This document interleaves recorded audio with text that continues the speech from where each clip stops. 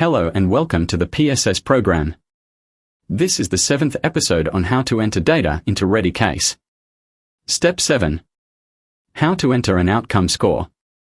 The focus of this video will be on entering the K10+, however, the same process applies to entering the K5 and SDQ. Log on to rediCASE.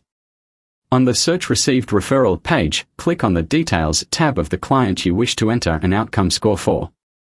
To enter an outcome score, you need to create a service contact. Complete the service contact as you normally would. Ensure to complete all mandatory fields. To enter an outcome score, select Outcome Tool Offered and Completed under the Outcome Tool Administration flag option. Outcome scores can only be added to a service contact where the client attended.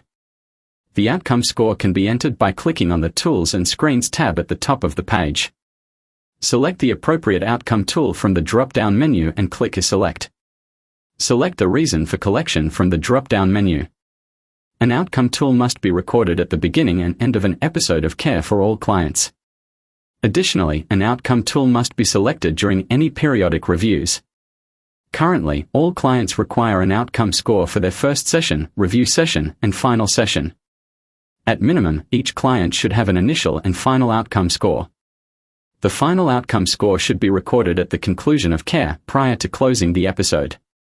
You can choose to enter a total score by clicking the Only Apply Total Score field at the top of the page and entering the score at the bottom of the page.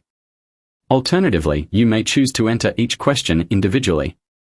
rediCASE will validate the total score based on the first 10 questions entered. Once all appropriate fields have been entered, click the Save Tool button at the bottom of the page. You then click Save on the following page to confirm the outcome tool to the service contact. This will return you to the Actions page.